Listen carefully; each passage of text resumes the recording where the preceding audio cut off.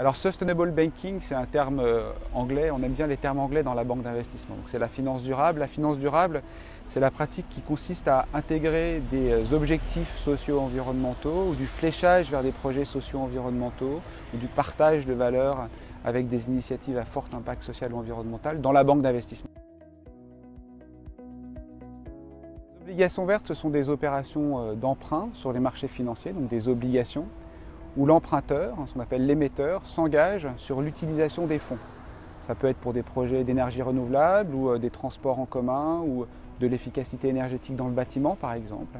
Et donc ça accroît la transparence sur les marchés financiers, puis ça accroît aussi la redevabilité puisque les emprunteurs s'engagent sur un reporting sur l'usage des fonds et sur l'impact environnemental de ces fonds. Et donc on a vu lors des dernières années les obligations vertes prendre une part croissante des marchés obligataires et donc augmenter la transparence et la redevabilité sur ces marchés.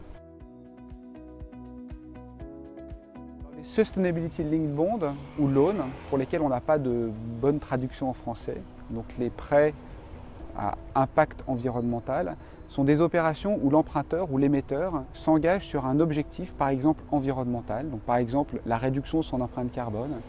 Et donc s'il atteint cet objectif, sa marge, donc le prix auquel il emprunte, sera réduite. Et c'est des types d'opérations qu'on a vu croître énormément lors des 3 dernières années dans le marché bancaire et qui sont en train d'apparaître sur le marché obligataire et qui permettent d'inciter les emprunteurs à aller vers plus de performance environnementale par exemple.